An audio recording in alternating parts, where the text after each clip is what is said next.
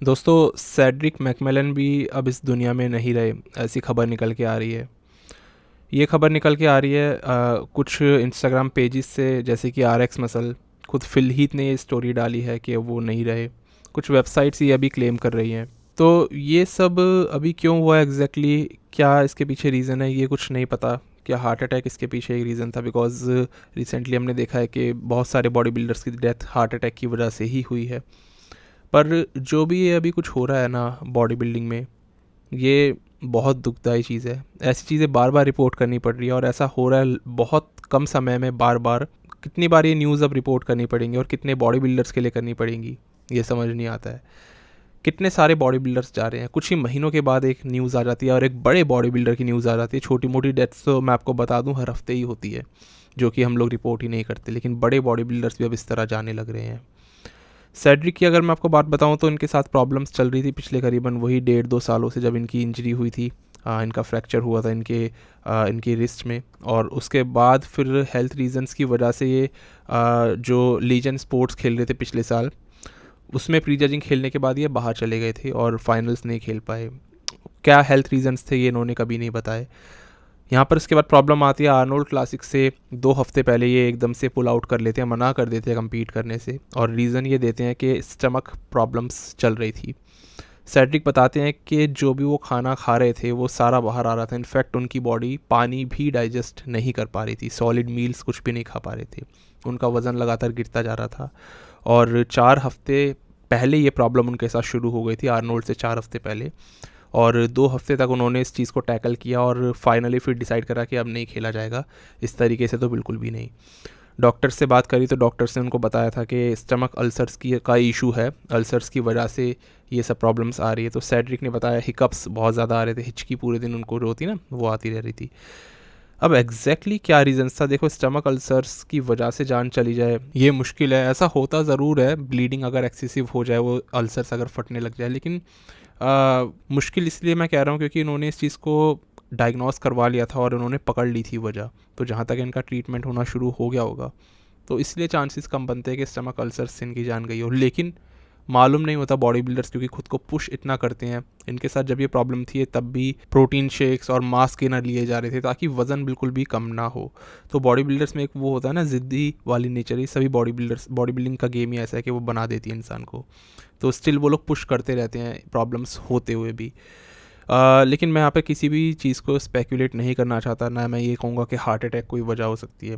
जब तक कि ऑटोप्सी रिपोर्ट ना निकल के आए हम कुछ भी यहाँ पर क्लेम कर ही नहीं सकते। पर यहाँ पर बहुत बड़ा एक क्वेश्चन उठता है, क्या ये स्पोर्ट एक स्पोर्ट कहलाने लायक है? सबसे पहली बात, इस तरीके से डेथ्स किस स्पोर्ट में होती है? इतना अनहेल्दी मैंने आपको बताया कोई और स्पोर्ट नहीं होगा। हर हफ्ते मैं बता के चल रहा हूँ कि डेथ न्यूज़ आती है, और बड़े एथलीट्स की न्यूज़ भी 3-4 महीने में आने लग रही है। अब तो एक बहुत बड़ा क्वेश्चन उठता है इस डिवीज़न पे, IFBB प्रो लीग पे मैं ख़ास तौर से ये क्वेश्चन उठाना चाहता हूँ कि वो लोग अपने एथलीट्स के प्रति कितना ध्यान दे रहे हैं। मैं यहाँ पर बहुत सारे लोगों को पॉइंट आउट कर सकता हूँ, लेकिन सबसे बड़ी अब जिम्मेदारी ऐसा लगता है मानो इस फेडरेशन की बनती है। क्या ये लोग हेल्थ चेकअप्स और रूटीन चेकअप्स पे अपने एथलीट्स के ध्यान दे रहे हैं? क्या इस स्पोर्ट का स्ट्रक्चर ऐसा ही बना रहेगा, आओ compete करो और कोई लेना देना नहीं है एथलीट की हेल्थ से?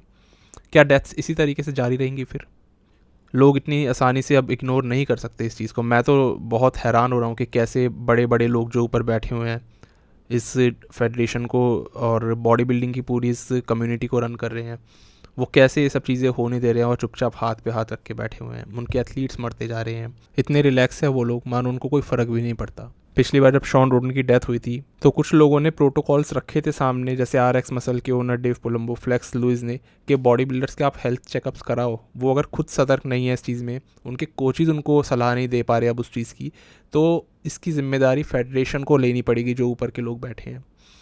6 नवंबर को शॉन रोडन की डेथ हुई थी, अब दूसरी डेथ हो चुकी है। क्या एक्शन लिया है तब से अब तक फेडरेशन के लोगों ने? क्या इन्होंने रिस्ट्रक्चर करा है अपने पूरे इस डिवीज़न में? कर क्या रहे हैं तब से?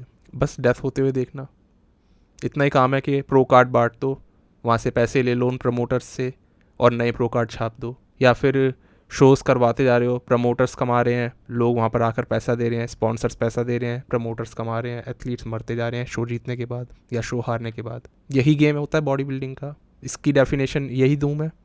क्योंकि जैसा कि मैंने बताया कि कोचेस तो नहीं रोक रहे, उनको नहीं पता एक बॉडी बिल्डर की हेल्थ की कीमत क्या है। बॉडी बिल्डर अपनी लाइफ उसके हाथ में दे देता है, उस एक कोच के, और सोचता है कि मैं तो बहुत अब सतर्क हो गया हूँ, वो ही मेरा सब कुछ देखेगा, मेरे हेल्थ से लेकर मेरी डाइट से लेकर मेरे स्टेरॉइड्स तक सब कुछ। पर वो बॉडी बिल्डर फिर भी मर जाता है। शो जीतने पर कोच की पॉपुलैरिटी बढ़ती है, बहुत महंगा हो जाता है वो, कि उसका बॉडी बिल्डर ओलंपिया चैम्पियन बन चुका है, लेकिन वो जब मर जाता है तो कोई कुछ नहीं कहता।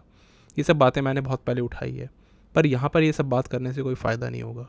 मेन बात है कि प्रॉब्लम की जड़ कहाँ से शुरू हो रही है। अगर एथलीट्स हेल्दी वे में बॉडी बिल्डिंग नहीं कर पा रहे हैं, इस गेम को आगे नहीं बढ़ा पा रहे उस दिशा में, तो इस गेम को कौन संभालेगा, इसको सही दिशा कौन देगा, कंट्रोल कौन कर रहा है इस गेम का, पूरा हाथ कंट्रोलर कौन है इस गेम का, उस पर ये क्वेश्चन उठना चाहिए। क्या ऊपर के बैठे हुए समझदार लोगों में ये समझ नहीं है कि किस तरीके से अपने एथलीट्स को प्रिजर्व करके रखा जाए। जो इस गेम को चला रहे हैं वही अगर मरने लग जाएंगे तो क्या होगा इस गेम का, क्या मैसेज जा रहा है बाहर की दुनिया में इस स्पोर्ट के प्रति। एक एथलीट प्री जजिंग खेलने के बाद फाइनल्स नहीं खेल पा रहा, उसकी हालत ही नहीं है, उसको स्टेज पे क्यों चढ़ने दिया जा रहा है फिर? क्या नहीं है ज़रूरत इस स्पोर्ट को रीस्ट्रक्चर करने की? इसको एक हेल्दी स्पोर्ट माना जाता था एक समय पे, आर्नोल्ड, लू फेरिग्नो के समय पे। तब अच्छी फिजिक्स, पतली फिजिक्स, छोटे लोग ज़रूर होते थे वो, जिनको कि आज हम क्रिटिसाइज़ बहुत आसानी से करते, पर जिंदा है अभी तक भी वो। बॉडी बिल्डिंग को ये सोच के स्टार्ट किया गया था कि आपकी हेल्थ को अच्छा करेगी, आपके लुक्स को इम्प्रूव करेगी, आप दूसरों को भी इंस्पायर करोगे वैसा दिखने के लिए। ऐसा नहीं है कि आपकी जान ले लेगी वो। पर आज शायद मायने बदल चुके हैं, ये डेफिनेशन तो कोई सुनना भी नहीं चाहता। उम्मीद करता हूँ ऐसा और आगे कुछ किसी और के लिए रिपोर्ट ना करना पड़े। बहुत दुखदाई चीज़ हुई कि सेड्रिक के साथ भी ऐसा हुआ। बॉडी बिल्डर सबसे बड़ी बात है, और उनको स्मार्ट होने की ज़रूरत है कि सेड्रिक सभी के बहुत चहीते एथलीट थे। हम सब लोग उनको यार हमेशा इसी तरीके से मतलब मिस तो करेंगे ही करेंगे, क्योंकि वो एक बहुत ही अनोखे एथलीट थे। उनकी प्रेजेंस स्टेज पे ना एक फ़न क्रिएट करा करती थी, और बहुत थोड़े एथलीट्स ऐसे होते हैं। बस दोस्तों यही था इस वीडियो में।